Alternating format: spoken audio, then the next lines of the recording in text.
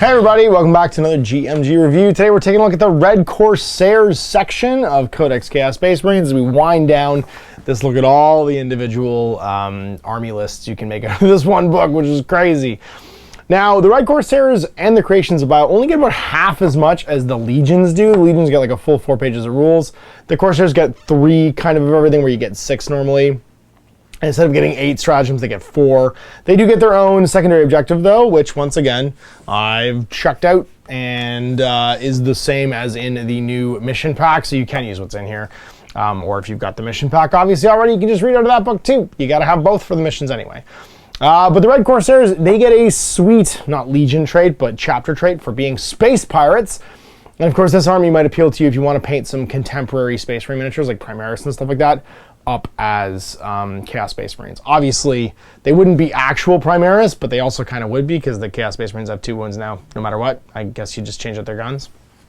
But yeah, they're chapter trait, Legion trait for being the space pirates to end all space pirates is pretty rad. They can advance and charge in the same turn, and when they're determining who controls an objective, basically models of this trait count as 2 models. Or they're 5 models if they have 10 wounds or more. So, and that's everybody who's a Red Corsair. That means your vehicles, your dreadnoughts are all going to count as 2 models. All your infantry counts as 2 models. All your OBSEC counts as 2 models.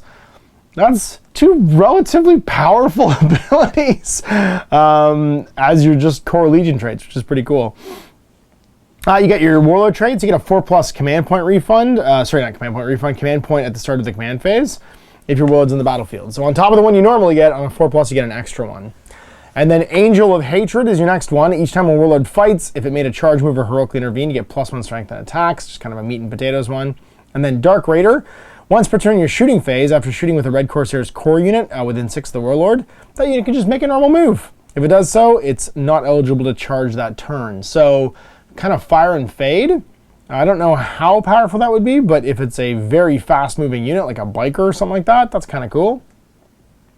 Even your Warp Talons or something like that, but they're not really shooters, I guess. Not Warp Talons, they don't shoot. Raptors, I guess I was going to say. I'm trying to think of anything that would be really useful on Venom Crawlers, maybe? Maybe not particularly. Maybe the non-fighty 3-gun version of the what do I call them? The big hell pity things. Forge Fiends and Mauler Fiends. The one with the big guns. The Ectoplasm Cannon one, the Forge Fiend. He might be able to use that, but he's still pretty slow. All right, your Relic is for a very specific weapon, a Combi Melta. It's the Maelstrom's Bite. It's a very cool Melta gun, though. Assault 1, 9 -4 D6+2 damage. It's got an 18-inch range. And then just a mass-crafted bullet gun. It's Rapid Fire 1, 4 -1, 2 damage. The Armor of Badab, it's for Corsairs Terminators. This all kind of leans into Terminators. You get an aura, while friendly Red Corsairs core or character units within 3 of the bearer, Terminator models in that unit have a 4+ invulnerable save, and non-Terminator models have a 5+ invulnerable save. So it gives a 5+ invul to like just Legionnaires and regular guys. It gives a 4+ invul to all your Terminators, as well as yourself. So like, yeah, that's a pretty cool ability. And then Traitor's Laurels, for Red Corsair models, you get +1 attack. Once per battle, you can do an Epic Deed, which only costs 0 CPs. And then you get an Aura. Combat attrition test taken within 6 of you. Ignore any and all modifiers. So, Epic Deeds, that's talking about things like... Get back here. Regular Epic Deed stratagems. So, like Blasphemous Machines.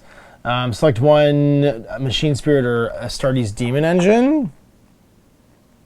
Nah, it has to be the bearer, so you couldn't do that one. If it was a priest, you could do Fell Prayers. Basically, it's only going to work on a priest and a sorcerer. Those are your only 2 epic deeds to do. So, yeah, for 0, you could do a prayer, additional prayer for free, and for 0, you can do an additional psychic power for free. So, Traitor's Laurels literally only matters for those 2 things. Because otherwise, the Hellbrute and a Machine Spirit, or Demon Engine.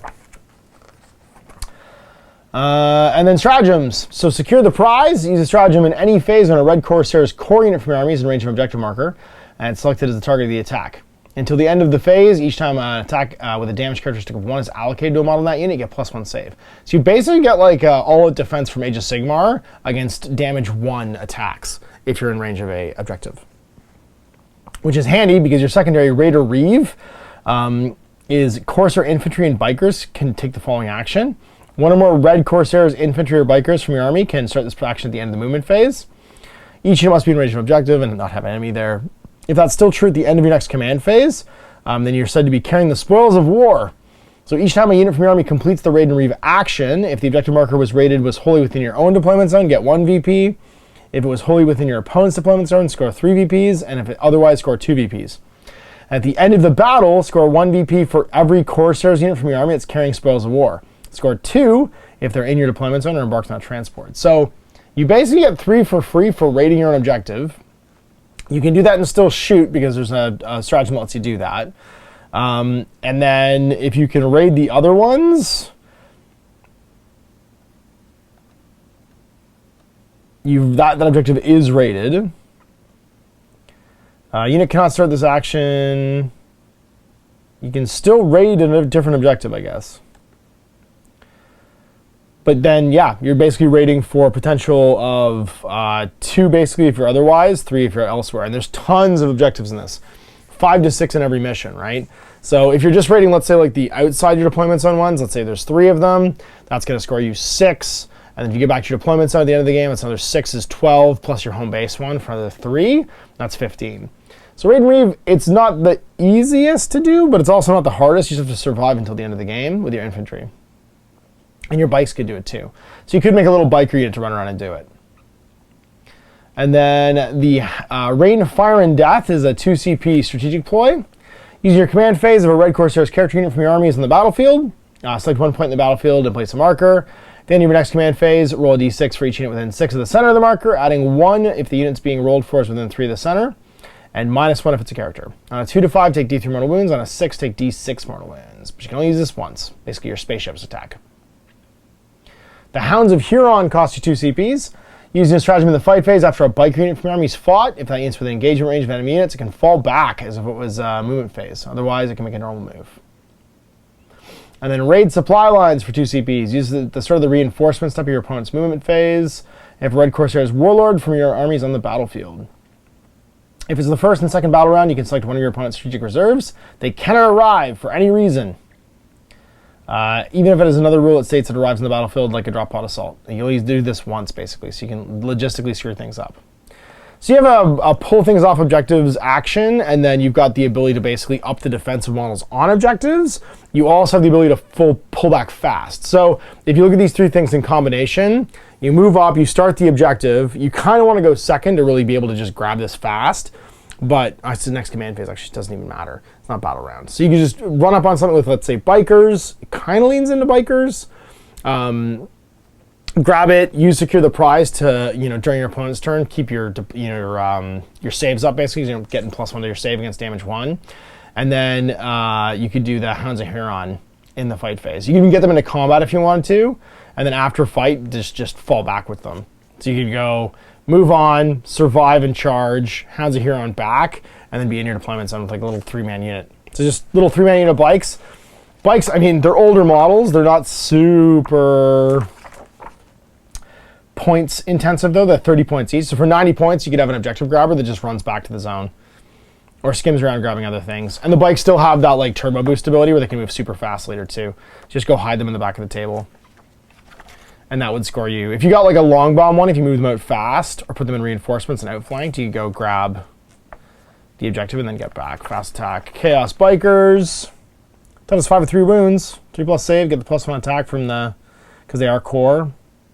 And you're near an objective. Turbo Boost. Yeah, you just get +6 automatically when you advance. So you can just go 20 inches.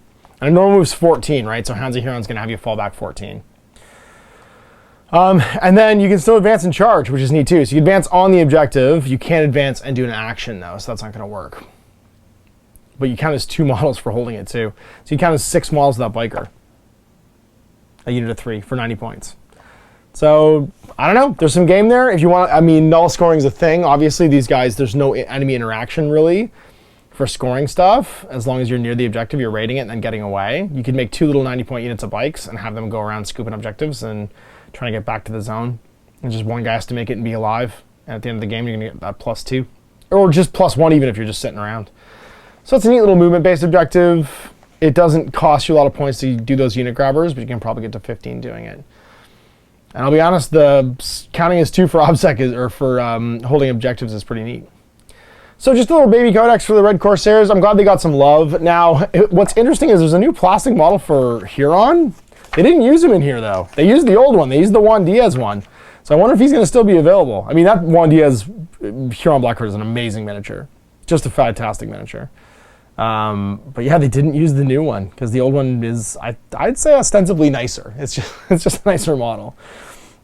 He's pretty great, though. Toughness 5, 6 wounds. He's, I guess, gone across Rubicon Primaris in the new model. And he's still rerolling ones for core units. Reroll the hit rolls for somebody because he's a chapter master, 4+ invul, and then does 1 psychic power once per game. The Tyrant's Claw is pretty good with the heavy flamer, but not that great in melee anymore. He gets double the attack, so he gets 14 attacks with it. And it's just user strength minus 2/1 damage. But his Exalted Power Axe is still pretty great. 7 attacks at strength 6 minus 2/2 damage. And so it is, Red Corsairs. Last one up. It's another quick one, the Creations of Bile. Hey there, I hope you enjoyed that video. There are tons of other games already recorded for you to watch. Click over to my channel page if you haven't already, and have a look through the dozens of playlists full of videos. I guarantee you'll discover a game you haven't seen played before. I put out new videos 7 days a week, and every day is themed to a different genre as I continue to explore the wider world of gaming. Of course, none of that's possible without you, the viewer, so click a like and subscribe if you'd like to stay on top of what's happening here daily. My 2 kids and I are massively grateful to be able to have the flexibility of this job so I can always maximize my time with them. If you want to support me continuing to put out this content, it's only possible because of my amazing backers on Patreon who support the studio, equipment, and model cost, as well as being how I make the bulk of my living. You can also help out by buying a t-shirt through Spreadshirt, a measuring gauge or widget from Death Ray Designs, or buying one of my games and supplements like Last Days, Gamma Wolves, and Blaster. As a way of showing my appreciation, patrons get early access to new games and supplements that I write throughout the course of the year. Huge thanks for watching, it really does help out, and happy gaming.